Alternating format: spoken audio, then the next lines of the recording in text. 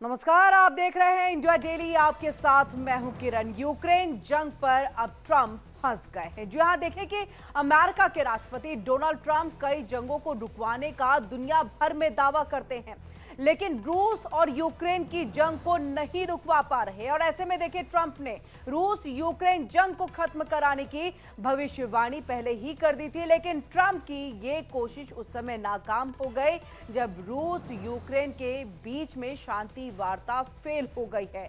इतना ही नहीं, देखिए कि रूस के राष्ट्रपति पुतिन पहले ही ट्रंप से किनारा कर चुके हैं और दुनिया भर के कई देश भी ट्रंप को भाव अब नहीं दे रहे हैं। सारे हथकंडे फेल होने के बाद अब ट्रंप के निशाने पर है अमेरिका के पूर्व राष्ट्रपति जो बाइडेन और नाटो देश। ऐसे में देखिए, ट्रंप ने रूस यूक्रेन युद्ध को बाइडेन जेलेंस्की की एक पर्सनल लड़ाई अब बता दिया है।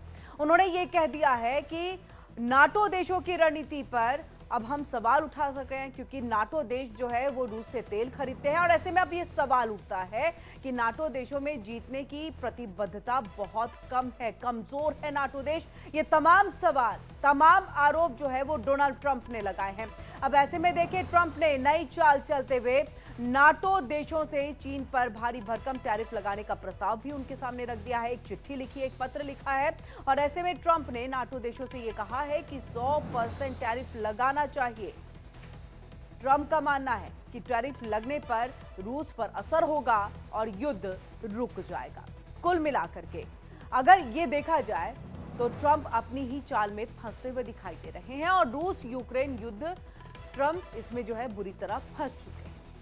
ट्रंप की बात ना तो रूस सुन रहा है और ना ही चाइना। अब उल्टा ट्रंप नाटो पर भड़कने लग गए हैं, उनको कमजोर बनाने लग गए हैं, कहने लग गए हैं कि रशिया से तेल आप नहीं खरीदें। ट्रंप चीन के खिलाफ टैरिफ वॉर शुरू करना चाहते हैं और ऐसे में देखिए कि अब ये देखना होगा कि ट्रंप की आगे की जो रणनीति है वो कितनी कारगर रहने वाली है, क्योंकि रूस यूक्रेन के बीच में शांति वार्ता खत्म होने के बाद ट्रंप फंसते हुए दिखाई दे रहे हैं। ऐसे में बहुत कहे कि यहाँ पर हथकंडे जो है वो अमेरिका की तरफ से, प्रेसिडेंट डोनाल्ड ट्रंप की तरफ से लगाए गए हैं, लेकिन वो सब कुछ यहाँ पर नागवार। यानी कि देखिए, ये बाइडेन और जेलेंस्की का युद्ध है, ये कहते हुए डोनाल्ड ट्रंप नजर आए और देखिए उन्होंने कहा, मैं यहाँ केवल इसे रोकने और हजारों रूसी और यूक्रेनी लोगों की जान बचाने के लिए हूँ। अगर नाटो मेरे कहे अनुसार करता तो युद्ध जल्द खत्म हो जाएगा, उन सभी की जान बच जाएगी। और अगर ऐसा नहीं होता है तो आप मेरा और अमेरिका का समय, साथ ही ऊर्जा और पैसा बर्बाद कर रहे हैं। ये डोनाल्ड ट्रंप की तरफ से कहा गया है। ये चिट्ठी जो है वो लिखी गई है और इस पत्र के जरिए नाटो से कहा गया, आप कमजोर हैं, आप रशिया से भी तेल खरीदते हैं, तेल खरीदते तो पैसा उसके पास जाता है और रशिया इस वजह से जो है युद्ध रोक नहीं पा रहा है। अगर तेल खरीदना आप बंद कर देंगे, टैरिफ ज्यादा लगा देंगे, तो इससे कहीं ना कहीं जो है रशिया फंस जाएगा, नुकसान उठाना पड़ेगा और युद्ध यहां पर रुक जाएगा। वैसे में देखिए, नाटो देशों पर बरसते हुए डोनाल्ड ट्रंप ने क्या कुछ कहा है। रूस यूक्रेन युद्ध पर सवाल भी उन्होंने उठा दिया। युद्ध में नाटो ने प्रतिबद्धता नहीं दिखाई, ये डोनाल्ड ट्रंप का कहना है। नाटो देश रूस से तेल खरीदना जो है वो बंद करे, ये तमाम बातें की गई हैं। चलिए, चर्चा करने के लिए हमारे साथ यहाँ पर एक बड़ा पैनल जो है वो जुड़ चुका है। ब्रिगेडियर शरदेंदु जी भी हमारे साथ जुड़ चुके हैं, रक्षा विशेषज्ञ है, रिटायर्ड ब्रिगेडियर। और इसी के साथ देखिए हमारे साथ retired group captain UK Devnath ji, रक्षा विशेषज्ञ, वो जुड़ चुके हैं। और वहीं हमारे साथ रिटायर्ड कर्नल मनोज कुमार जी, रक्षा विशेषज्ञ, वो भी जुड़ चुके हैं। और संजीव श्रीवास्तव जी, विदेशी मामलों के जानकार, वो हमारे साथ कुछ देर के बाद जुड़ेंगे। लेकिन सबसे पहले शरदेंदु जी, आपका भी बहुत बहुत स्वागत है और ग्रुप कैप्टन यूके देवनाथ जी, आपका भी बहुत बहुत स्वागत है। ब्रिगेडियर शरदेंदु जी, आपके पास आते हुए, डोनाल्ड ट्रंप अब फाइनली उस पे आ रहे हैं जहां उनको पहले होना चाहिए था। बहुत उन्होंने ताम झाम जाल सब कुछ बिछा दिया, जब कुछ निकला नहीं तो नाटो की तरफ रुख करते हैं, जो बाइडेन की तरफ रुख करते हैं, भारत की तरफ रुख करते हैं और ठीकरा फोड़ देते हैं कि मैं इस वजह से जो है रुकवा नहीं पाया। देखिए, जब से डोनाल्ड ट्रंप का दूसरा टेन्योर शुरू हुआ है और उन्होंने भरसक कोशिश कर ली, पहले तो इजराइल हमास का युद्ध, रशिया यूक्रेन, कहीं सक्सेस नहीं हुआ। रीजन उनका ये है कि उनकी बड़ी वेवरिंग पॉलिसी है, वो क्या करना चाहते हैं वो खुद श्योर नहीं है। और आज की डेट में वो जिस तरीके से ब्लेम गेम में उलझे हुए हैं, वो बड़ा सरप्राइज है। आप हेड ऑफ स्टेट हैं, इतने बड़े देश के प्रेसिडेंट हैं, आपको अपने अहमियत को समझना चाहिए। आप ब्लेम गेम लगा रहे हैं। अभी बाइडेन सरकार हो चाहे आपकी सरकार हो, एक यूएस की पॉलिसी है कि वो यूक्रेन के साथ और नाटो के साथ खड़ा हुआ है।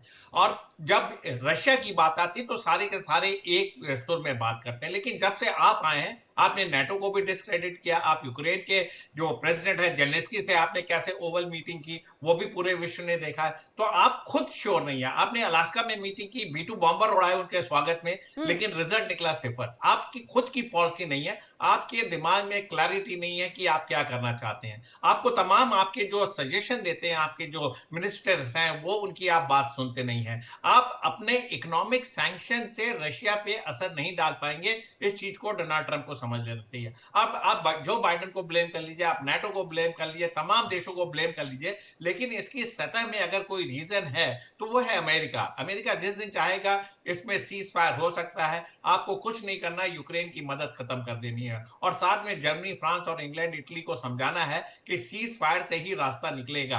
आप युद्ध में डायरेक्ट इन्वॉल्व होते नहीं, यूक्रेन के थ्रू रशिया पे हमले करा रहे हैं, लेकिन क्या रशिया इतने प्रेशर से सकम होगा, क्या वो गिरेगा? ऐसा नहीं मेरा मानना है। देखिए, पुतिन 2 दशकों से इस चीजों से लड़ रहे हैं, और हम्म। उन्होंने कभी अपने ऑफेंसिव को इतने इंटेंसिटी पे नहीं ले गए हैं जिससे कि उनकी वॉर वेजिंग मशीनरी, उनका जो प्रोडक्शन है, उनका जो सप्लाई चेन है, वो डिसरप्ट हो। वो एक कांस्टेंट स्पीड से कहीं वो इंटेंसिटी बढ़ाते हैं, कभी स्लो करते हैं। साथ में अपने लॉजिस्टिक्स पे पूरी नजर है, और साथ में नाटो देशों को जब उनको थ्रेटन करना होता है तो वो न्यूक्लियर एक्सरसाइज भी करते हैं। बेलारूस उनके साथ खड़ा हुआ रहता है हमेशा।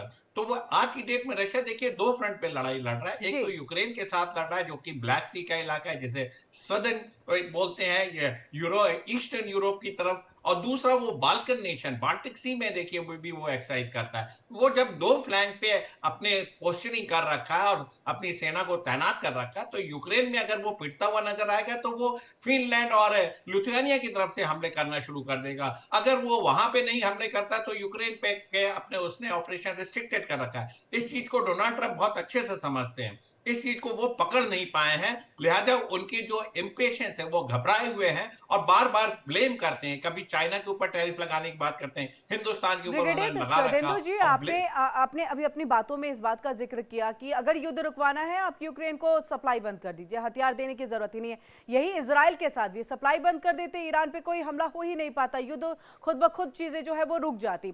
अब ऐसे में क्या डोनाल्ड ट्रंप को यह लगता है कि यूक्रेन इजराइल को अगर हम हथियार सप्लाई नहीं करेंगे तो कहीं ना कहीं युद्ध तो रुक जाएगा, लेकिन हमारी हार होगी, अमेरिका की हार होगी, और यही वजह है कि वो नहीं रोकते, वो सामने वाले को झुकाना चाहते हैं?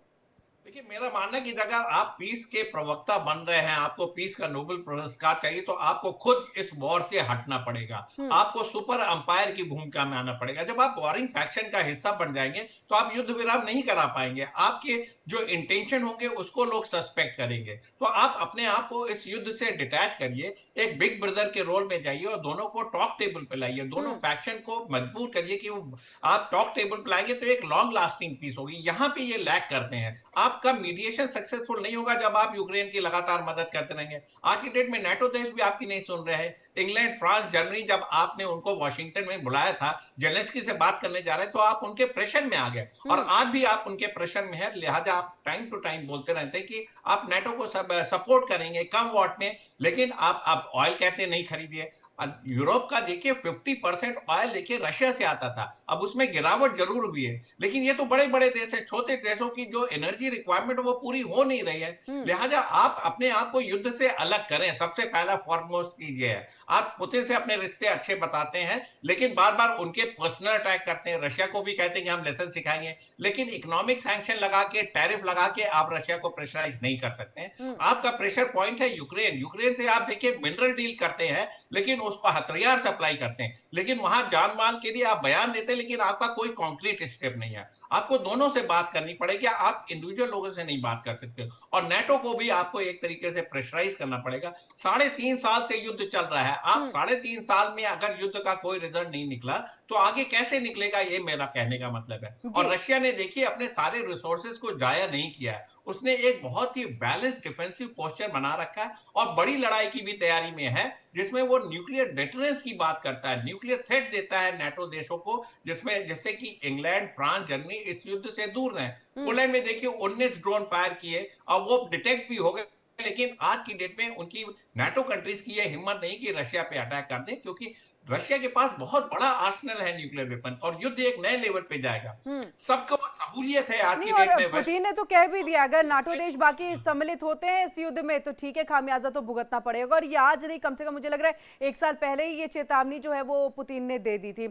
हम यहाँ पर ग्रुप कैप्टन यूके देवनाथ जी आपके पास आते हुए, लेकिन उससे पहले हमारे साथ यहाँ पर रिटायर्ड कर्नल मनोज जी भी जुड़ चुके हैं। बहुत बहुत स्वागत है सर हमारी इस चर्चा में। मैं आपके पास आऊंगी, उससे पहले group captain UK Devnath sir आपके पास, ये हम आज थोड़ा सा मानसिकता पे बात करेंगे डोनाल्ड ट्रंप की, कि डोनाल्ड ट्रंप आखिरकार सोच क्या रहे हैं, कर क्या रहे हैं, करना चाहते क्या हैं, इस पर चाहेंगे थोड़ा सा डिटेल में आप हमें बताइए। क्योंकि जो बाइडेन पे आप जो है हमला कर देते हैं कि जो बाइडेन की वजह से चीजें उठी है, अब जेलेंस्की और जो बाइडेन की ये लड़ाई है, मेरा तो इसमें कुछ है ही नहीं। लेकिन वही जब आप शांति दूत हैं तो आपको कोशिश यही करनी चाहिए कि आप शांति व्यवस्था कायम करें, ना कि हथियार आप यहां पर सप्लाई करें। यानी ये दोहरी मानसिकता कैसे, क्या पाकिस्तान का असर हो गया है डोनाल्ड ट्रंप के ऊपर में? मुलाकात बहुत ज्यादा हो गई लग रहा है। हाँ किरण जी, क्या होता है कि किसी भी वर्ल्ड लीडर का या किसी भी लीडर का साइकोलॉजिकल प्रोफाइलिंग करते हैं हम लोग फौज में। हम्म। तो डोनाल्ड ट्रंप की जो साइकोलॉजिकल प्रोफाइलिंग है वो जो बाइडेन से एकदम अलग है। जो बाइडेन कभी भी सामने आके रिंग में लीडर नहीं बनना चाहते थे, वो हमेशा नरम तरीके से काम करते थे और काम करते थे। उन्होंने कभी भी पर्सनल वाहवाही के लिए कि दुनिया उन तालियां बजाएगी उस तरह से काम नहीं किया। लेकिन डोनाल्ड ट्रंप जो हैं उनके काम करने का तरीका एकदम अलग है। हम्म। प्रेसिडेंट बनने के बाद भी और प्रेसिडेंट के अलावा जब वो अपनी ट्रंप कंपनी के सीईओ होते हैं वहां पर भी वो हमेशा हर काम के लिए क्रेडिट लेना चाहते हैं, पर्सनल वाहवाही लेना चाहते हैं। उनको लगता है कि उनकी जो कंपनी है या अभी अमेरिका जो है उसमें सब जगह उन्हीं का बोलबाला रहे। लोग यह कहें कि जो कुछ हो रहा है डोनाल्ड ट्रंप ने किया है, जो कुछ बदल रहा है वो सिर्फ डोनाल्ड ट्रंप ही बदल रहे हैं। डोनाल्ड ट्रंप की वाह वाह, हम्म। यानी वो पर्सनल ग्लोरिफिकेशन के पीछे पड़े रहते हैं। ये ट्रेड उनका आज नहीं, ये ट्रेड उनका आज से 20 साल पहले, आज से 10 साल पहले, उनके पहले प्रेसिडेंशियल टर्म के पहले भी सबको मालूम था। हम्म। अब डोनाल्ड ट्रंप कहते हैं मेक अमेरिका ग्रेट अगेन। इसके दो मतलब आप देख लीजिए। वो जब बोलते हैं मेक अमेरिका ग्रेट, ठीक है अमेरिका को ग्रेट बनाओ, और कितना ग्रेट बनाओगे? दुनिया के नंबर 1 पावर हो, नंबर 2 तो आपके पास में भी कहीं पर नहीं है। हम्म। लेकिन निहित इसमें छुपा शब्द है अगेन। यानी जब वो कहते हैं make America great again, psychologically speaking वो दुनिया को बताने की कोशिश कर रहे हैं, अमेरिका के लोगों को बताने की कोशिश कर रहे हैं कि अमेरिका गिर गया था और अब मेरे नेतृत्व में अगेन वो महान बनेगा। हम्म। तो ये एक साइकोलॉजिकल ट्रेट जो है इसी पे काम कर रहे हैं। चाहे वो इजराइल हो, चाहे वो यूक्रेन हो, या दुनिया में कहीं पे भी कुछ हो रहा है टेंशन, वो कहना चाहते हैं कि मैंने ही इसको सॉल्व किया। जब भारत और पाकिस्तान के बीच में ऑपरेशन सिंदूर हुआ, उन्होंने कितनी छलांगे मारी, बार बार मीडिया पर आके कहते थे कि उन्होंने ही भारत और पाकिस्तान का युद्ध रोका। तो ये एक सक्सेसफुल सीईओ, अब वो अमेरिका के सीईओ, क्या होता है कि जो बड़े बड़े मैनेजर्स होते हैं जी। उनमें एक ट्रेट होता है कि वो सारा क्रेडिट चुराने की कोशिश करते हैं। हम्म। जो दूसरे लोग होते हैं उनके आसपास, उनके नंबर 2 नंबर 3, उनको क्रेडिट नहीं देना चाहते। इसी तरह से वो दूसरों की कंधे पर पैर रख के ऊपर जाते हैं। हम्म। रिपब्लिकन पार्टी में जब वो प्रेसिडेंशियल कैंडिडेट चुने गए, उन्होंने यही ट्रिक इस्तेमाल किया। उन्होंने रिपब्लिकन पार्टी के जो बाकी जितने कैंडिडेट थे उनको रौंद के वह ऊपर आए रिपब्लिकन पार्टी के मनोनीत कैंडिडेट प्रेसिडेंशियल इलेक्शन के लिए। अब प्रेसिडेंट बनने के बाद वह वही रास्ता अख्तियार कर रहे हैं। जी। मैं एक ही चीज कहना चाहता हूं कि अगर वो सच्ची वाकई युद्ध रोकना चाहते हैं तो दुनिया भर के मिलिट्री स्ट्रेटेजिस्ट को मालूम है दो चीज। एक, रूस कभी हार नहीं सकता। दो, हम्म। यूक्रेन कभी जीत नहीं सकता। क्योंकि यूक्रेन के पास अपने हथियार कितने हैं? आज अगर यूक्रेन 90 तोप के गोले दागता है तो सारे के सारे कहां से आए हैं? महज 48 घंटे पहले वो नेटो देशों से, अमेरिका से आके पोलैंड में उतरे। हम्म। पोलैंड में से एक रेल लाइन है जो कि लवीव तक आती है, उसमें लोड करके लवीव आ गए, लवीव से बैटल फ्रंट पे आ गए। तो जिस दिन डोनाल्ड ट्रंप इन तोप के गोले, टैंक के गोले, air defence missile, interceptor missile, RPG, इनकी सप्लाई को, जैसे कि ब्रिगेडियर शार्दुल सर ने बताया, थोड़ा सा कम कर दें, यूक्रेन अपने आप, जेलेंस्की अपने आप आकर बिल्कुल सीजफायर टेबल रशिया सर अभी तक भी बैठ अपने जाए। उस मोड में नहीं आया है जहां पर वो एक घातक हमला जो है वो यूक्रेन पे करे। जिस दिन इस मोड में आ गए और मूड में पुतिन आ गए कि अब तो बस यूक्रेन का खात्मा तय आराम से हो जाएगा और अमेरिका देखते रह जाएगा, और यही देखिए अफगानिस्तान में भी हुआ।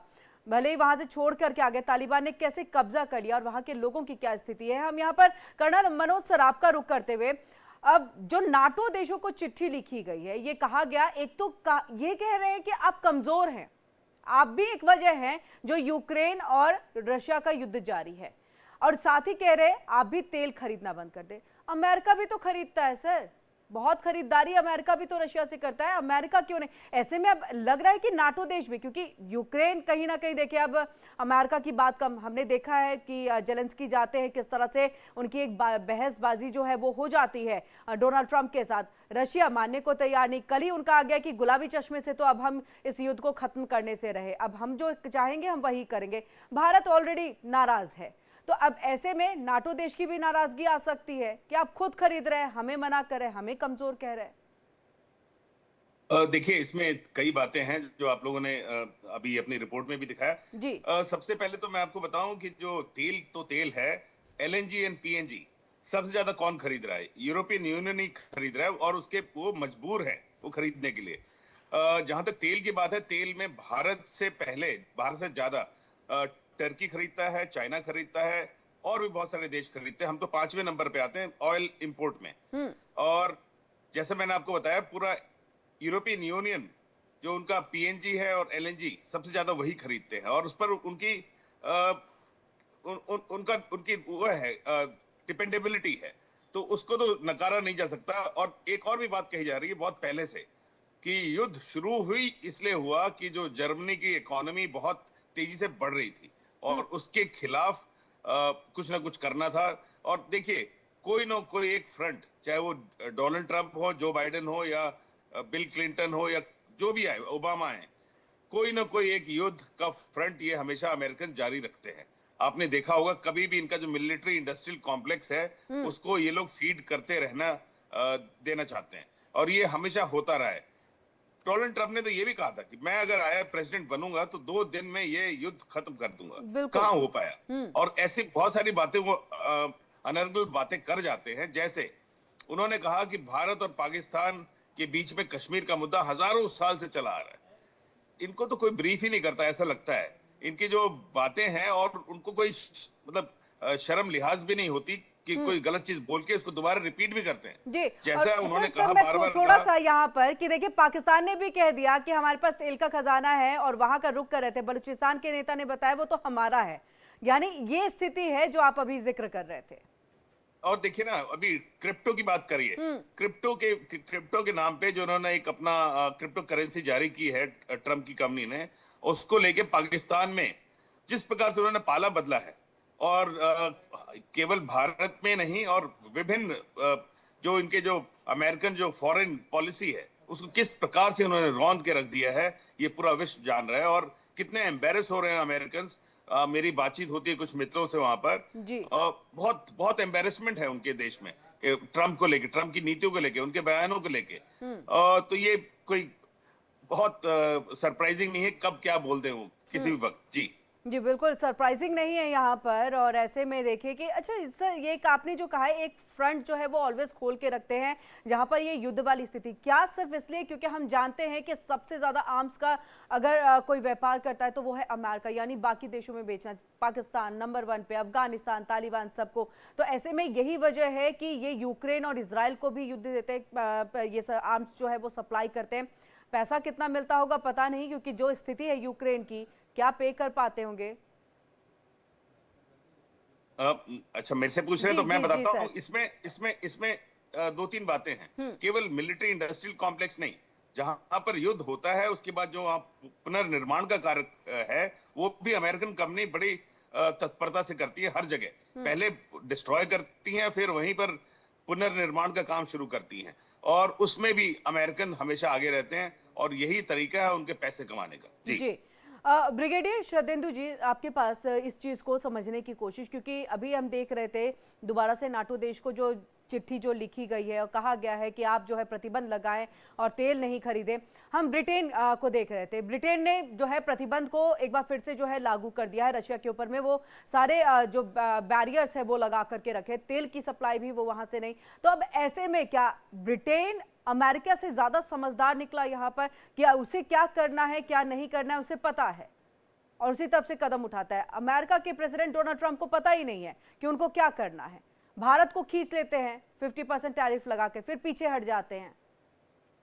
देखिए, मेरा जो असेसमेंट है इस पूरी सिचुएशन का आज की डेट में जो मौजूदा हालात है, उसमें देखिए जो वॉशिंगटन डीसी में मीटिंग हुई थी जेलेंस्की, जिसमें हेड ऑफ स्टेट ये जर्मनी, फ्रांस और यूके के आए हुए थे। जेलेंस्की पे अगर ये 1-to-1 मीटिंग होती डोनाल्ड ट्रंप और जेलेंस्की की, तो शायद जेलेंस्की को वो कन्विंस कर ले जाते या प्रेशराइज कर लेते किसी पीस टॉक के लिए। लेकिन उसमें सबसे बड़े रोड़े बने थे यूके, जर्मनी और फ्रांस। उन्होंने इसको पीस के, लॉन्ग लास्टिंग पीस के लिए कोई एग्रीमेंट नहीं हुआ, क्योंकि उनको लगा कि रशिया एग्रेसर है और एग्रेसर शुड बी पनिश्ड है, एंड रशिया से तभी पीस बात होगी जब वो अपनी सेना विड्रॉ करेंगे। लेकिन ये बड़े हार्ड टर्म्स रखे थे उन्होंने, इस पे कोई भी रशिया का कोई भी सियासतदार होता है वो नहीं एग्री करता।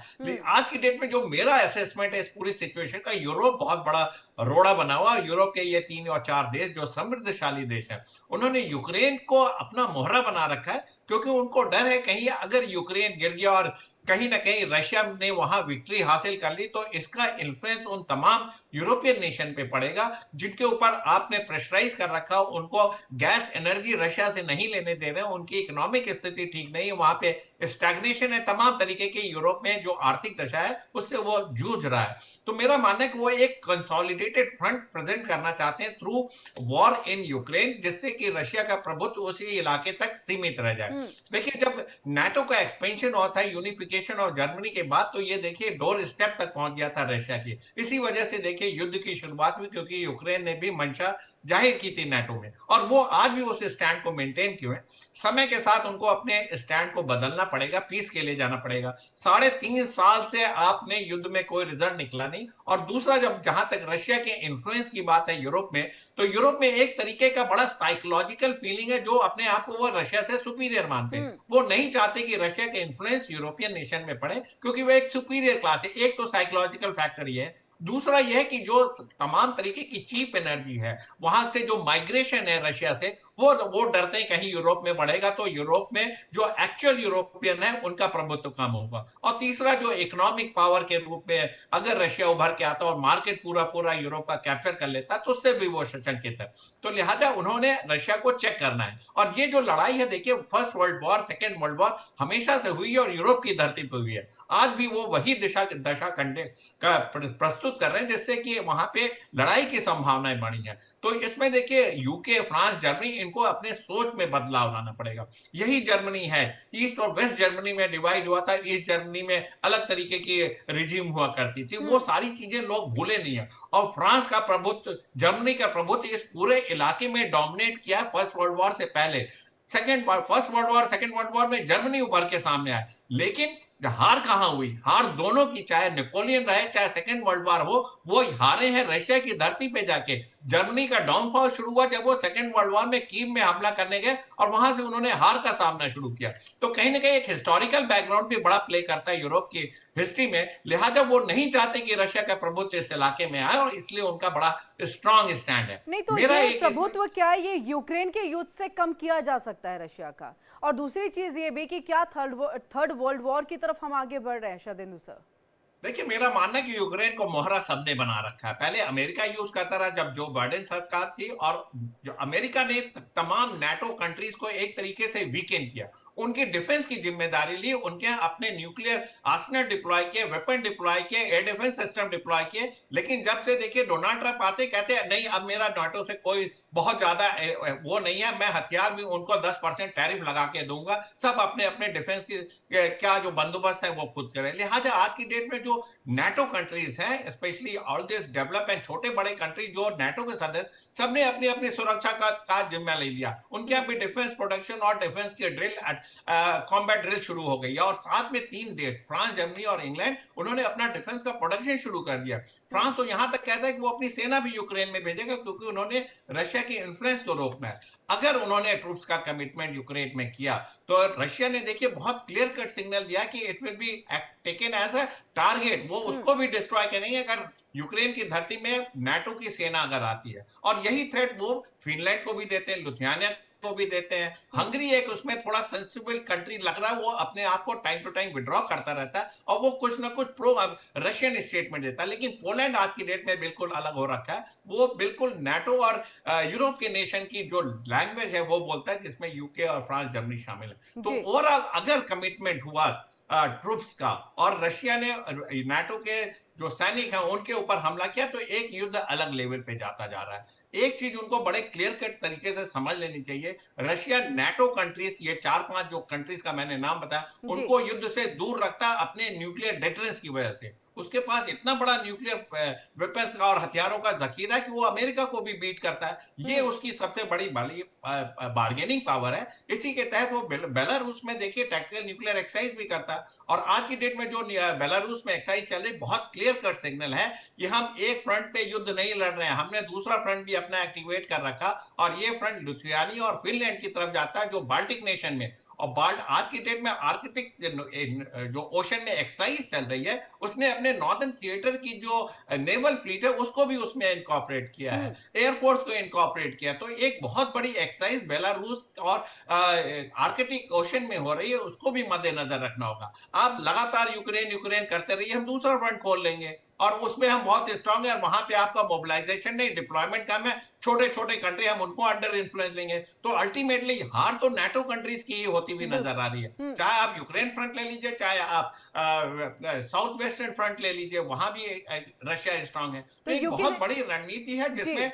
बार बार पुतिन एक विक्टोरियस लीडर की तरह आ रहे हैं। वो हमेशा चेकमेट कर दे रहे हैं, डोनाल्ड ट्रंप को चेकमेट कर दे रहे हैं, फ्रांस, जर्मनी, इटली और जर्मनी को। तो इसकी काट उनके पास नहीं है। लिहाजा इस तरीके के छोटे छोटे पिनप्रिक, इस तरीके से छोटे छोटे जो आर्थिक मदद और मिलिट्री मदद है वो यूक्रेन को देते चले जाएंगे। लेकिन अल्टीमेटली यही होगा कि अगर सीज फायर होगा इन नियर फ्यूचर तो वो रशिया के टर्म्स एंड कंडीशन होगा, ऐसा मेरा मानना है। किरण, और बिल्कुल कल के बयान के बाद से तो ऐसा ही लग रहा है कि टर्म्स एंड कंडीशन जो भी रहेगा वो रशिया का ही रहेगा। यूके देवनाथ सर, तो नाटो को जो लेटर लिखा गया, क्या इसका कोई अब औचित्य नजर आ रहा है? जिस तरह से देखिए नाटो देश जो है कहीं ना कहीं रशिया का एक प्रभुत्व खत्म करना चाहते हैं, कम करना चाहते हैं, उसके इन्फ्लुएंस को कम करना चाहते हैं। तो इस लेटर का कोई मतलब है? क्योंकि अगर लेटर को मान लिया जाए, डोनाल्ड ट्रंप की बात को मान लिया जाए, तो फिर नाटो देश की अपनी विचारधारा और जो उनकी सोच है वो कहाँ जाएगी फिर?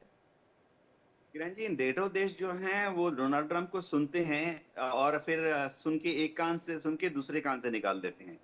डोनाल्ड ट्रंप की क्या मंशा है? डोनाल्ड ट्रंप चाहते हैं कि रूस को कमजोर करने के लिए जिस तरह से वो यूक्रेन का इस्तेमाल कर रहे हैं, इसी तरह से उनकी स्ट्रेटेजी है कि रूस को कमजोर करने के लिए भविष्य में नेटो देश यानी यूरोपियन यूनियन के देशों का इस्तेमाल करा जाए, उनका रिसोर्स जो है वो मोबिलाइज हो जाए रूस की तरफ।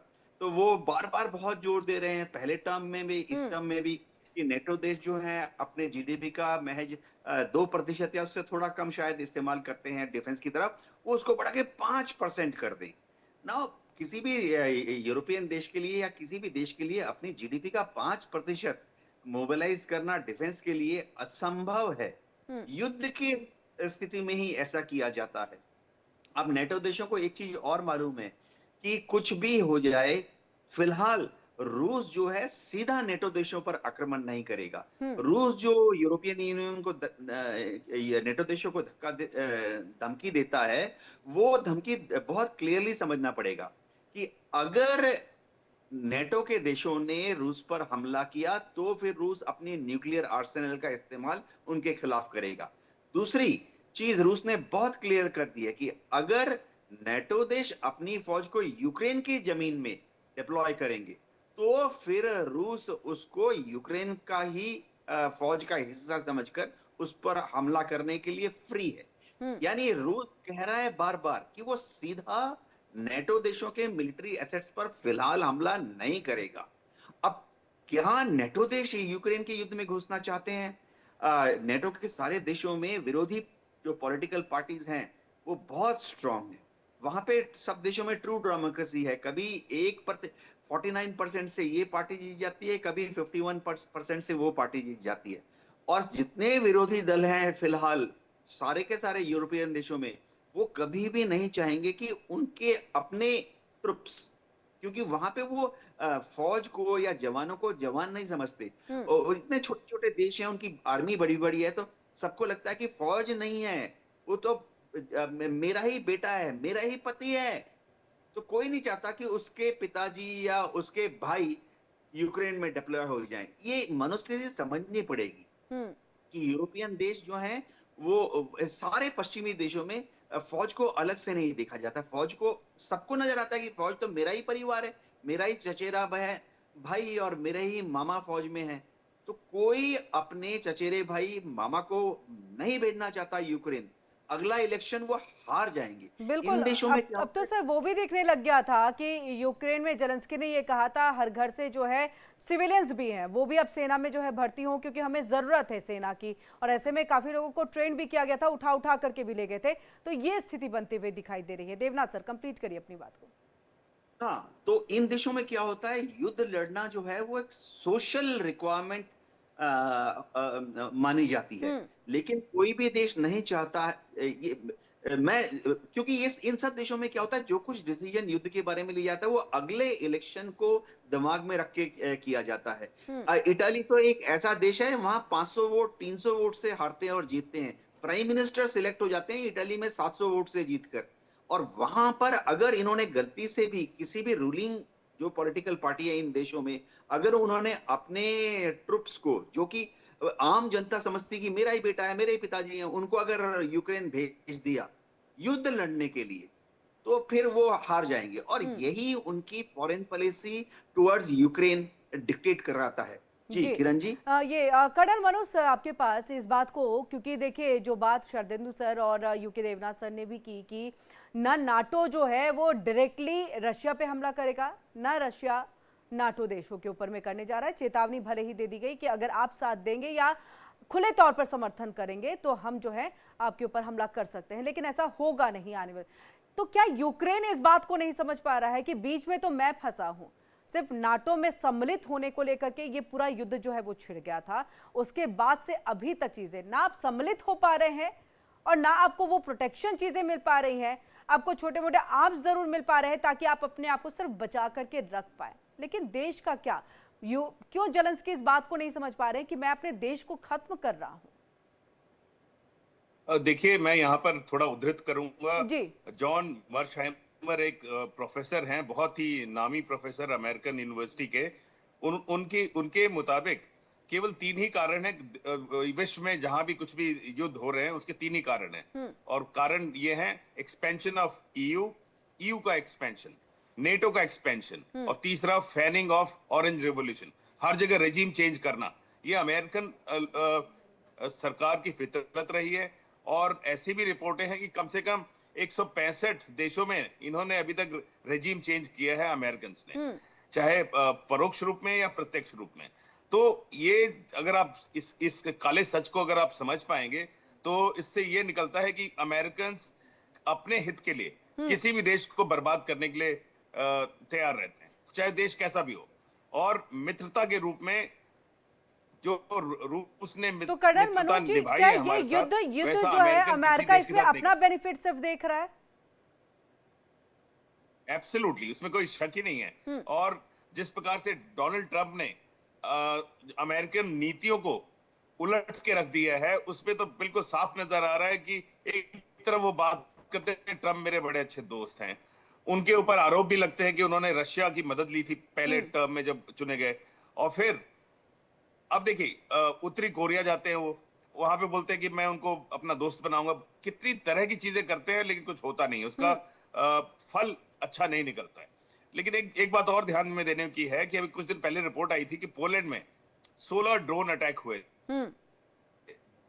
और रूस ने हालांकि उसको नकार दिया था कि हमने नहीं किया है, लेकिन और कौन कर सकता है पोलैंड के ऊपर, कौन हमला करेगा पोलैंड के ऊपर। तो ये जो रूस है वो टो ले रहा है, नेटो की टो ले रहा है कि क्या इनका रिएक्शन कैसा होता है। तो ऐसा भी नहीं है, रशिया को पूरा पता है कि उसको कहां तक इस युद्ध को बढ़ाना है, नहीं बढ़ाना है। लेकिन युद्ध समाप्त होना बहुत जरूरी है यूक्रेन के लिए। ये मरने और जीने की अभी नौबत आ चुकी है जी। और जेलेंस्की चारों तरफ से फंस चुके हैं। जिस प्रकार का उनको वो बेइज्जती सहनी पड़ी थी ट्रंप के हाथों, वो सबने देखा, हमने भी देखा है। तो इस माहौल में यूक्रेन बुरी तरह फंस चुका है। उसके लिए एक और बात आपको ध्यान में रखना पड़ेगा कि ये यूक्रेन इतना इंपॉर्टेंट क्यों है रशिया के लिए। तो जानकारी के लिए ये बताऊं कि जो रशिया इतना बहुत विशाल देश है, लेकिन उसका 80% पॉपुलेशन उसके वेस्टर्न रीजन में है। 20% जो उसका रशिया है, उस इलाके में 80% पॉपुलेशन रहती है। जो उसका ईस्टर्न रशिया में, क्योंकि जो वेस्टर्न रशिया है ना, सॉरी वेस्ट रशिया में यूक्रेन जहां पर है जी। तो कहने का मतलब है कि मैक्सिमम पॉपुलेशन इधर है, जो मिनरल रिसोर्सेज, रेयर अर्थ है, वो सब कुछ इसका ईस्टर्न साइड में है। तो इस बात को हमें ध्यान रखना होगा जी। ये जो रियल स्टेट है इसका यहाँ पर वेस्टर्न रशिया में, वो बहुत इंपॉर्टेंट रखता है। तो इस लिहाज से एक एक इंच जमीन की वहां वैल्यू है। एक और बात याद रखनी पड़ेगी हमें कि जिस प्रकार का वहां पे माहौल बनाया गया यूक्रेनियन द्वारा रशिया के खिलाफ, डोनबास रीजन में जिस प्रकार की प्रताड़नाएं दी गई, जिस प्रकार की आर्मी वहां पे काम करते थे उनके रशियन बोलने वाले लोगों के खिलाफ, वो भी सच्चाई सबको समझनी पड़ेगी जी। सर, रिजीम चेंज की जो बात आपने कर्नल मनोज सर आपने की है, मैं चाहूंगी कि इसके यूक्रेन के अगर हम परिप्रेक्ष्य में देखें तो इसको आप किस तरह से, कि यहाँ पर भी, क्योंकि इसका जिक्र यूके देवनाथ सर ने भी किया कि आने वाले दिनों में जब भी चुनाव होगा तो डेफिनेटली जेलेंस्की तो नहीं आएंगे, जो स्थिति अभी बनी हुई है, जिस स्थिति में उन्होंने देश को पहुंचा दिया है। तो यही क्या अमेरिका का एक मोटो रहा था जो बाइडेन के टाइम में, क्योंकि युद्ध की शुरुआत तब से हुई। देखिए, ये जो जेलेंस्की हैं कोई पॉपुलर लीडर नहीं रहे हैं।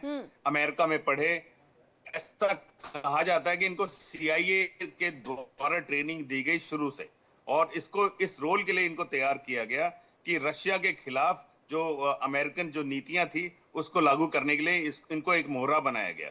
और जो वहां पे मैदान रेवोल्यूशन बोलते हैं, जो मैदान जो वहां पे रेवोल्यूशन हुआ, उसके प्रणेता केवल ये था और अमेरिका। सर, आपकी आवाज कट रही है, आपकी आवाज क्लियर नहीं आ रही है। हम आपके पास वापस लौटते हैं कर्नल मनोज जी। और शरदेंदु सर, यही सवाल देखिए, एक मैदान ये रेवोल्यूशन का जिक्र भी यहाँ पर कर्नल मनोज जी कर रहे हैं। हम चाहेंगे इस चीज को थोड़ा और डिटेल में, और साथ ही जो रिजीम चेंज का जिक्र किया हम, कि अमेरिका का ऑलवेज कई जगह पर, कई देशों में ये मोटो रहा है कि वो इस हिसाब से एक रिजीम चेंज को लेकर के चलते हैं कि यहाँ तो हम सत्ता परिवर्तन करा ही देंगे। हम चाहेंगे इसको थोड़ा सा डिटेल में बताएं। देखिए, जहां तक जेलेंस्की का सवाल है, वो यूक्रेन में इलेक्शन ड्यू है, लड़ाई है, वहां इमरजेंसी है, इसलिए यह उनकी रिजीम कंटिन्यू चल रही है। अदरवाइज वहां पे इलेक्शन ड्यू है। अगर सीज फायर होता और वहां पे इलेक्शन होते हैं तो देखिए कुछ भी कहा नहीं जा सकता। आज की डेट में एक बात तो तय है कि यूक्रेन यूनाइटेड है। यूक्रेन का के जो लड़ाके है, जो उनके जो सैनिक हैं, उनकी जो पॉपुलेशन है, वो यूनाइटेड है। वो उन्होंने कभी भी अपने लीडरशिप पे क्वेश्चन नहीं उठाया है, और चाहे वो मीडिया में नहीं आ रहा है, चाहे वहां पे इमरजेंसी की सिचुएशन है, लड़ाई के माहौल से गुजर रहे हैं, वजह चाहे जो भी हो सकती है, लेकिन कोई भी एक ऐसी बात नहीं आई जहां की यूक्रेन में लीडरशिप के अगेंस्ट रिवोल्ट होता हुआ दिख रहा है। तो देखिए, इतने समय से युद्ध लड़ रहे हैं और वहां पे चाहे औरतें हैं, बच्चे हैं, महिलाएं हैं, सब में एक जज्बा है कि यूक्रेन को रशिया के इन्फ्लुएंस से दूर रहना है। बहुत मुश्किल से USSR जब डिसइंटीग्रेट हुआ तो यूक्रेन ने अपनी एक अलग अर्थव्यवस्था बनाने की कोशिश की। बहुत बड़ा एग्रीकल्चर लैंड है, यूरोप का सेकंड सबसे बड़ा देश माना जाता है, तो उसने अपनी एक अलग नीति बनाने की कोशिश की। लेकिन वही देखिए, जब जेलेंस्की के जो प्रेडेसेसर थे, उन्होंने रशिया की लाइन टोकी। उन्होंने जब क्रीमिया पे रशिया ने कब्जा किया तो कोई एक चूत चपड़ नहीं हुई, एक गोली तक नहीं फायर हुई। जी। लेकिन ये जेलेंस्की को जब प्लांट किया गया, या वहां की पॉपुलेशन ने इलेक्शन जीत के वो आज के डेट में प्रेसिडेंट बने हैं, तो उन्होंने एक तरीके से एंटी रशिया स्टैंड दिया, और इसी स्टैंड पे वो आज भी खड़े हुए हैं। इसके तहत उन्होंने कंप्लीट नाटो देशों का देखिए अपना समर्थन हासिल किया। अमेरिका के गुड बुक में रहे जब तक जो बाइडेन की सरकार थी। डोनाल्ड ट्रंप आए, उन्होंने अभी तक डिसोन नहीं किया है। जरा ओवल मीटिंग जरूर उनकी थोड़ी हार्ड टॉक हुए, लेकिन उन्होंने डिसोन नहीं किया, मिलिट्री डील चाली हुई। तो आज के डेट में जेलेंस्की पूरी तरीके से नाटो और अमेरिका की लैंग्वेज बोलते हैं, जिसमें कि वो रशिया के प्रभुत्व को चेक करते सर हुए ये नजर आ कहे रहे कि हैं। लेकिन मजबूरी भी है इलेक्शन, उनकी, मजबूरी अभी भी मैं हो आता सकती हूँ, है। रिजीम चेंज में देखिए वहां की पीपुल डिसाइड करेगी क्या होने जा रहा है। और मेरा मानना है कि जिस तरीके से आज की डेट में यूक्रेनियन युद्ध लड़ रहा है, कुछ भी हो सकता है। सत्ता परिवर्तन पॉलिटिकल इशू ये है नहीं, ये इशू है दो देशों का मसला। और जो पॉलिटिक्स की जो आप सत्ता परिवर्तन की बात कर रहे हैं, मेरा ऐसा असेसमेंट वो उनका इंटरनल प्रोसेस है। लेकिन नई सरकार भी अगर जो आएगी तो क्या वो प्रो रशियन हो जाएगी? अनटिल अनलेस रशिया इतने बड़े लेवल पे उनके इंटरनल इलेक्शन में इंटरफेयर करे और अपना एक पपेट गवर्नमेंट वहां बनाए, जिसकी संभावनाएं तभी हो सकती है जब रशिया पूरी तरीके से यूक्रेन को युद्ध जीत ले और वहां पे अपना कब्जा बना ले। लेकिन जब तक वहां डेमोक्रेटिक प्रोसेस है और वहां फ्री एंड फेयर इलेक्शन होते हैं, तो let this be decided by the Ukrainian. लेकिन जहां तक जियो पॉलिटिक्स का सवाल है, वो सुधरती हुई नजर न आ रही है। रशिया का टसल यूरोपियन कंट्री से बना रहेगा, चाहे यूक्रेन की धरती वो पूरी तरीके से कैप्चर कर ले, फिर ये इन्फ्लुएंस बाकी कंट्रीज में आएगा। लिहाजा जो कल्चरल बैरियर है उसको ब्रेक करना पड़ेगा, ये ट्रेडिशनल है। रशिया के देखिए जो अभी एमके मनोज साहब बात कर रहे थे कि वो रशिया के तमाम लोग माइग्रेट करके यूरोप आना चाहते हैं, वो भी एक बेटर लाइफ की तरफ बढ़ने के जब उनकी मंशा होती तो यूरोप की तरफ माइग्रेट करते हैं। यही सबसे बड़ा यूरोप का खतरा है। तो देखिए सत्ता रिजीम तो चेंज होगी, इसमें कोई नहीं। जेलेंस्की का जो मास सपोर्ट है वो भी खत्म होता जा रहा है, और जब इलेक्शन होगा तो अमेरिका, रशिया और तमाम नाटो के कंट्रीज इतना इंटरफेयर करेंगे कि जनमानस को कितना वो इन्फ्लुएंस कर ले जाते हैं, ये देखने वाली बात होगी। हो सकता है सत्ता परिवर्तन हो जाए, हो सकता है प्रो रशियन गवर्नमेंट आ जाए, हो सकता है प्रो नाटो गवर्नमेंट आ जाए, कुछ भी पॉसिबिलिटी है। लेकिन जब तक युद्ध शांत नहीं हुआ तब तक नहीं इस पे बात की जानी चाहिए, क्योंकि ये तो स्टेटस को ऐसे चलता ही रहेगा। जेलेंस्की हटने वाले नहीं, वो अपने मिनिस्टर को सैक कर सकते हैं, डिफेंस मिनिस्टर हटा सकते हैं, लेकिन लीडरशिप का एलिमिनेशन अब लोग उस पर बात करते हैं, स्नाइपिंग की बात करते हैं। वो भी देखिए इस चीज से भी जेलेंस्की वाकिफ हैं कि हो सकता है वो किसी अटैक में, एयर अटैक में, मिसाइल अटैक में, स्नाइपिंग के द्वारा उनको एलिमिनेट कर दिया जाए। इसकी भी पॉसिबिलिटी बनती है, वो इसके लिए वो चौकन्ना है। जी। लिहाजा आज की डेट में सिचुएशन बड़ी राइप इसलिए है कि देखिए रशिया भी पीस के लिए बात करता है, यूक्रेन भी पीस के लिए बात करता है, लेकिन कंसेंसस नहीं हो पा रहा है। डोनाल्ड ट्रंप ने लास्ट कल एक ही सेंसिबल बात की, जब रशिया पीस के लिए तैयार होता तो यूक्रेन नहीं होता, जब यूक्रेन पीस के लिए तैयार होता रशिया। बस उनके पूरे स्टेटमेंट में ये जिस्ट दिखता, लेकिन अपने रोल पे उन्होंने क्वेश्चन मार्क नहीं लगाया कि जी। हम इस सिचुएशन का फायदा नहीं उठा पा रहे हैं, हम दोनों को टॉक टेबल पे नहीं ला पा रहे हैं, हम अपने आप को इस युद्ध से अलग नहीं कर पा रहे हैं, इस तरीके की बातें नहीं की। और आज मेरा कहने का मतलब है इस इलाके में जो युद्ध चल रहा है, ये लोग एक दूसरे को डिसक्रेडिट कर रहे हैं, इस वजह से युद्ध चल रहा है। अगर आप क्रेडिट देना शुरू करें, उसको अलग एस्पेक्ट से देखें, तो प्रॉब्ली युद्ध शांति में बदल जाएगा। अगर डोनाल्ड ट्रंप क्रेडिट दे जेलेंस्की को कि तुमने बहुत अच्छा युद्ध रहा, इतने दिन तक लड़े, पुतिन को भी उनका क्रेडिट दे कि यस, जो डॉनबास का इलाका था वो रशियन लिंग्विस्टिकली आपके बहुत नजदीक था, और जिस तरीके से वहां दमन हुआ, जिस तरीके से ऑटोक्रेसी वहां पे जेलेंस्की ने दिखाई, और जिस तरीके से वहां मास मूवमेंट चल रहा था, वो दिखाता है कि एक क्रेडिट आप रशिया को दे रहे हैं। फिर दोनों को आप टॉप टेबल पर लाके बात कर सकते हैं, लेकिन आप सिर्फ लड़ाई की बात करेंगे, कब्जे की बात करेंगे, लास्ट मिनट तक युद्ध लड़ेंगे, एक एक इंच जमीन लेने की बात करेंगे, ये प्रेशर पॉइंट आप रशिया के ऊपर नहीं क्रिएट कर पाएंगे। अब ये और अमेरिका इस चीज को बहुत अच्छे से बिल्कुल, जानता है। अब ये जियो पॉलिटिक्स में प्रेशर पॉलिटिक्स तो बिल्कुल नहीं चल सकती है, और ऐसे में रशिया ने दो टूक भी कहा। यूके देवनाथ सर जिस बात का जिक्र देखिए शरदेंदु सर भी करते दिखाई दिए कि कन्विंस नहीं कर पाए, यानी आपका बात करने का वो तरीका ही नहीं रहा, लहजा ही नहीं रहा, आपने क्रेडिट ही नहीं दिया, और आप चाह रहे थे कि बस शांति स्थापित हो जाए, मैंने कह दिया मान लो।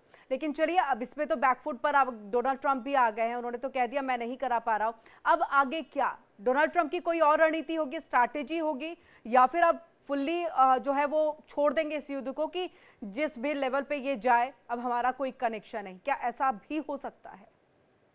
देखिए, इस युद्ध को रूस बंद करना चाहता है क्योंकि रूस को जो कुछ हासिल करना था उसने कर लिया। हम्म। दोनांस्क, लुहांस्क, ज़ेपोरिज़िया, खेरसॉन उनके कब्जे में है। रशियन मूल के लोग वहां पर ज्यादा हैं। क्रिमिया तो 2015 से ही उनके कब्जे में है। तो इस युद्ध को डोनाल्ड ट्रंप बंद कर सकते हैं। उनको अब जेलेंस्की को समझाना पड़ेगा, जो कि वास्तव स्थिति ग्राउंड में है। हम्म। इतना लंबा युद्ध चल रहा है। इतने लंबे युद्ध में अमेरिका ने दिल खोल के जेलेंस्की को मदद दी है हथियारों की। इसके बावजूद किसी भी दिन जेलेंस्की की फौज पश्चिम से पूरब की तरफ 100 मीटर नहीं बढ़ पा रही है। हम्म। हो उल्टा रहा है। जमीन पर आज रियल स्थिति ये है कि हर रोज रशियन फौज हर जगह पर एक दिन में करीबन 100, 200, 300 मीटर पूरब से पश्चिम की तरफ बढ़ रही है। तो जेलेंस्की जो है, अगर वो ये सोचते हैं कि वो हथियार के बल पर अपने ईस्टर्न डोनबास को जीत जाएंगे और रशियन फोर्सेस को वहां से भगा कर रूस में वापस धकेल देंगे, ये हम्म। नहीं होगा। ये हम्म। डोनाल्ड ट्रंप को जेलेंस्की को समझाना पड़ेगा कि जमीनी स्थिति ये है। अमेरिका ने तो कितना मदद कर दिया है। हम्म। अलग अलग आंकड़ों के अनुसार 68 बिलियन डॉलर के हथियार दिए हैं। डोनाल्ड ट्रंप तो खुद ही कह रहे हैं कि उन्होंने 300 बिलियन डॉलर की मदद दी है। इससे ज्यादा मदद कहां से देंगे? और किरण जी, एक चीज है, ये समझनी पड़ेगी कि आज तक यूक्रेन ने इन पैसों को अमेरिका को नहीं दिए हैं। अमेरिका का जो मिलिट्री इंडस्ट्रियल कॉम्प्लेक्स है, जब वो कोई भी एक weapon system, ammunition, rocket, missile Ukraine को दे रहा है, हम्म। यूक्रेन से उसकी पेमेंट नहीं हो रही है अमेरिका को। तो सब लोग कहते हैं कि ये पैसा फिर जो अमेरिका के जो प्राइवेट कंपनीज हैं जो हथियार बना रहे हैं, वो कैसे सप्लाई कर रहे हैं अगर उनको पेमेंट नहीं हो रही? देखिए, हम्म। अमेरिका में एक स्पेशल फंड है। अमेरिका में एक स्पेशल फंड है। अमेरिका दुनिया भर के जो लोग हैं उनके जब प्रॉपर्टीज को जब्त कर लेता है, जैसे कि इस फिलहाल उन्होंने रूस के जो धनाढ्य लोग थे उनकी प्रॉपर्टीज को सीज किया हुआ है, सैंक्शन लगा के जब्त किया हुआ है। अमेरिका में बिलियंस एंड ट्रिलियन डॉलर्स की इस तरह का एक फंड है। हम्म। जब अमेरिका ने जब ईरान रिवोल्यूशन हुआ तो ईरान के धनाढ्य लोगों के जो अ, जो ईरान की सरकार है उसके जितने पैसे थे, सरकारी पैसे अमेरिका के बैंक में, अमेरिका ने उसको जब्त कर लिया है। हम्म। तो अमेरिका क्या करता है? इस छीने गए पैसे से अमेरिकन कैपिटलिस्ट्स को पेमेंट कर देता है। हम्म। एक कंपनी है एक्स, उसने सप्लाई की है 100 मिसाइलें, उसकी कीमत है $1 बिलियन। इस छीने गए पैसे से, जो कि अमेरिका ने रूस के सर धनाढ्य लोगों से जो बाइडेन पेमेंट तक कर तो देता चीजें है। समझ में आती है, डोनाल्ड ट्रंप भी क्या यही करते होंगे? क्योंकि मुझे तो लगता है वो पैसे, क्योंकि यूएस एड बंद कर दिया उन्होंने, और कई सारे अपने क्या बोलते हैं, युद्ध जहां पर हो रहा था वहां से अपने मिलिट्री को उन्होंने बुला लिया, आर्मी को भी बुला लिया, ऐसी कई चीजें हुई है। युद्ध चाहते नहीं है तो डोनाल्ड ट्रंप भी वो पैसे देते होंगे। देखिए, अमेरिका की लॉन्ग टर्म स्ट्रेटजी ये है, उनको मालूम है यूक्रेन फिलहाल पैसे नहीं दे सकता, जैसे इसराइल भी नहीं दे रहा है। हम्म। इसराइल जो हमास पे हर रोज 100 बॉम्ब गिरा रहा है, उसकी पेमेंट नहीं कर रहा है अमेरिका को। हम्म। ये एक स्पेशल फंड से आता है। बाद में अमेरिका की लॉन्ग टर्म स्ट्रेटेजी है कि कैसे वो इस पैसे को यूक्रेन से निकालेगा। हम्म। यूक्रेन में जितनी खदानें हैं उनका मालिकाना हक 99 ईयर्स के लिए ले लेगा। यूक्रेन में जितने रेयर अर्थ मिनरल्स हैं उसका कंट्रोल 100% अमेरिका अपने कंट्रोल में ले लेगा। यूक्रेन की जितनी खेती की जमीन है, जैसे कि अभी बता रहे थे, यूक्रेन में हजारों एकड़ जमीन है, बहुत ही फर्टाइल है।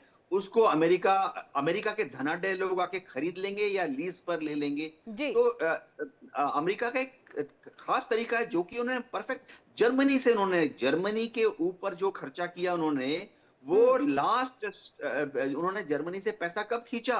1992 में जाके लास्ट पैसा जर्मनी ने अमेरिका को दिया। ऐसे ही जापान से भी इन्होंने युद्ध का जितना खर्चा है वो वापस खींचते रहे। 1966 1968 तक जापान हर साल अमेरिका को पे करता था। तो ये इनका एक इकोनॉमिक मॉडल है जो कि समझना पड़ेगा। जी बिल्कुल जब इसको। वो जी। जी सर, कंटिन्यू प्लीज। हाँ, जब वो यूक्रेन में शांति समझौता हो जाएगा तो जैसे कर्नल मनोज बता रहे थे, आप देखेंगे ओवरनाइट अमेरिका से जो रिकंस्ट्रक्शन कंपनी है वो यूक्रेन में आ जाएंगी। कोई टेंडरिंग नहीं होता, एक स्यूडो कैपिटलिस्ट सिस्टम है।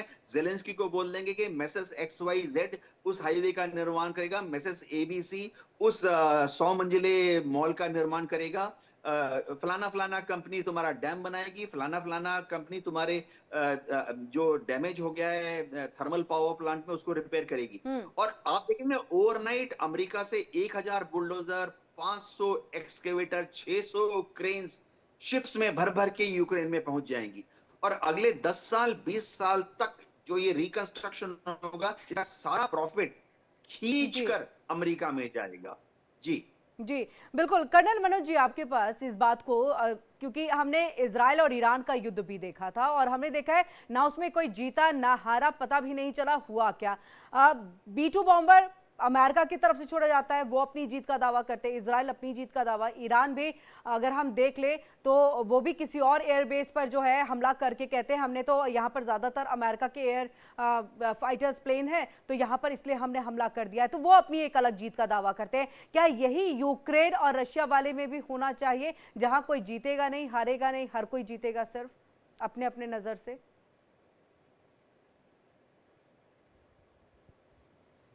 नहीं, ये ऐसा है कि इसमें यूक्रेन हार चुका है और उसकी हार निश्चित है। और रशिया ने जो इलाके हथिया लिए हैं, जो कब्जा कर लिया है, वो देने वाला नहीं है। और यही एक मूल मुद्दा है जिस पर वो कन्विंस करना चाह रहे थे। ट्रम्प साहब, आपने ध्यान दिया होगा, उन्होंने साफ साफ कहा था यूक्रेन को वो इलाके छोड़ देने होंगे, ऐसे भी खबरें आई थी। तो ऐसे में तो यूक्रेन हार चुका है। इनफैक्ट मैं तो ये कहूंगा नेटो भी हार चुका है, अमेरिकन भी हार चुके हैं। अगर रशिया की बात की जाए तो रशिया अपने तरीके से उसने जो कब्जा कर लिया वो छोड़ेगा नहीं, इसमें कोई शक की बात नहीं। जहां तक इजराइल और ईरान की बात है, देखिए ईरान तो अमेरिकन ने ही उसको, जब शाह का वहां पे शासन था तो सबसे क्लोज कौन थे उनके, ईरानियंस के सबसे क्लोज थे यूके। जो शेल कंपनी है वही सबसे ज्यादा तेल वहां का निकालती थी और उसका 80% मुनाफा ये ब्रिटिश कंपनी ले रही थी और अमेरिकन ले रहे थे, उसका फायदा ले रहे थे। और जब उसको नकार दिया गया, जो उनके वहां पर शाह का जब पतन हुआ और उसके बाद नकारा गया, तो उसके बाद ये स्थिति पैदा हुई कि वही लोग उनके दुश्मन बन गए। आप देखिए किस प्रकार से आसिफ मुनीर को उन्होंने गोद में बिठा लिया अचानक से, किस बात पे, कैसे इनकी पॉलिसी, फॉरेन पॉलिसी इतनी तेजी से बदली भारत के खिलाफ, ये भी आश्चर्यजनक है। और अभी भी बोलते हैं मोदी मेरे बहुत बड़े अच्छे दोस्त हैं, तो इन पर विश्वास करना बिल्कुल भी जायज नहीं है और हमारे लिए बहुत बिल्कुल सर, अब तो हम इसे चाइना और पाकिस्तान की कैटेगरी में डोनाल्ड ट्रंप को रखेंगे, उसमें कोई भी।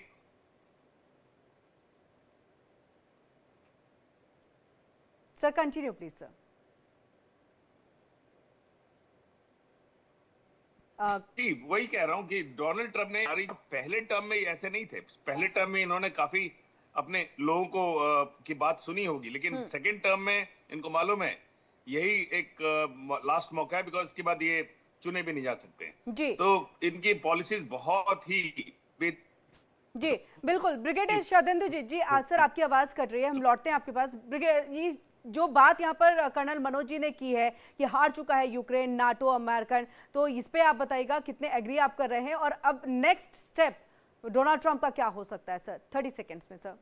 जी मेरा मानना है कि ये युद्ध अभी चल रहा है और जब तक युद्ध में लास्ट बुलेट फायर नहीं हो जाता, सीज फायर नहीं हो जाता, आप इसका असेसमेंट नहीं कर सकते कि क्या आउटकम निकला। क्या रशिया के जो मिलिट्री एम थे आपने अचीव कर लिए? मेरा मानना है कि नहीं किए। टेरिटरी कैप्चर करना अलग बात है, लेकिन जिस वजह से युद्ध लड़ा गया कि नेटो का मेंबर नहीं बढ़ेगा, उसकी सिक्योरिटी का हम जिम्मा लेंगे और तमाम ये जो रशियन के लिंग्विस्टिक इलाके हैं वो हमारे में पूरी तरीके से अमलगमेट हो जाएंगे, ये सारी चीजें अचीव होती हुई अभी दिखी नहीं। यूक्रेन अभी बिल्कुल फाइटिंग मोड में, उनके बच्चा वहां के हर एक नागरिक एंटी रशिया हो गया। ये देखिए, ये फीलिंग जाएगी नहीं अगले 2-3 जनरेशन तक। युद्ध का सबसे बड़ा नुकसान ये होता है कि जनरेशन दर जनरेशन में एक बैड फीलिंग आ जाती है और ये जो एंटी रशिया फीलिंग यूक्रेन में आई है वो युद्ध जीतने और हारने का पैमाना को बहुत क्लियर कट निर्देशित करती है। मेरा मानना है कि आज जी बिल्कुल वक्त की कमी है। बहुत बहुत शुक्रिया शरदेंदु जी हमारे साथ जुड़ने के लिए, यूके देवनाथ जी जुड़ने के लिए और वहीं कर्नल मनोज जी हमारे साथ यहाँ पर जुड़ने के लिए और इतने महत्वपूर्ण मुद्दे पर यहाँ पर अपनी अपनी बातों को रखने के लिए, अपना समय देने के लिए